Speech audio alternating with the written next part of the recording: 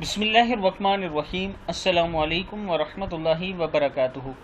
आबिद राजा channel की तरफ से आज मैं अपने दोस्तों को नबी अकरम सल्लल्लाहु अलैहि वआलिहि वसल्लम का एक इरशाद बताऊंगा। उससे पहले मैं अपने तमाम दोस्तों से गुजारिश करूंगा कि जब भी कोई हदीस या कुरानी आयत आप तक पहुँचे तो ये इरादा कर लिया करें कि आज के बाद इंशाअल्लाह हम इस पर अमल करेंगे। फिर अल्लाह ताला तौफीक भी देंगे और दुनिया और आखिरत में आपकी नेकियां भी लिखी जाएंगी। तो शुरू करते हैं। बिस्मिल्लाहिर्रहमानिर्रहीम।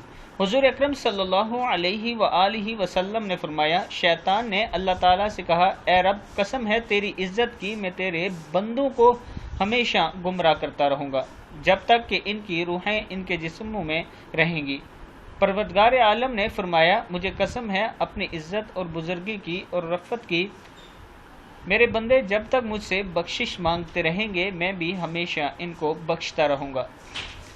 इस हदीस से हमें यह सबक मिलता है कि हर टाइम तौबा इस्तगफार किया करें। गलती कोताही अगर हो भी जाए तो फ़ौरन तौबा इस्तगफार किया करें। सजदे में जाकर अल्लाह ताला से माफ़ी मांगा करें।